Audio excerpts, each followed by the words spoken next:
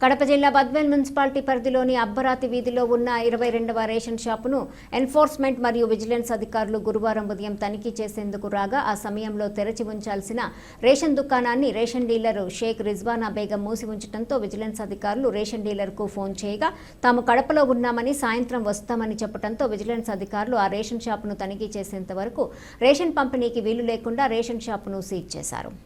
ఇది తెలుసుకున్న ration shop dealer గురువారం రాత్రి 11 గంటలకు సమయంలో రేషన్ దుకాణం కిటికీలు తెరిచి అందులోని రేషన్ బియ్యాన్ని కిటికీల ద్వారా 16 బస్తాల రేషన్ బియ్యాన్ని వేరే ప్రాంతానికి తరలిస్తుండగా విషయం తెలుసుకున్న రెవెన్యూ అధికారులు మరియు బద్వేల్ అర్బన్ సీఐ లింగప్ప తన సిబ్బందితో సంఘటనా స్థలానికి చేరుకున్నారు. ఇది గమనించిన వారు అక్కడి నుంచి పారిపోవడంతో రెవెన్యూ అధికారులు మరియు సీఐ లింగప్ప సంఘటనా స్థలాన్ని పరిశీలించి ఎందుకు కారకులపై కఠిన చర్యలు తీసుకోవడం జరుగుతుందని అక్కడి నుంచి రేషన్ బియ్యం అక్రమంగా తరలిపోనీయకుండా రెవెన్యూ సిబ్బందిని అక్కడే ఉంచారు. ఇందుకు కారకులపై తప్పక చర్యలు తీసుకోవడం జరుగుతుందని వారు పేర్కొన్నారు.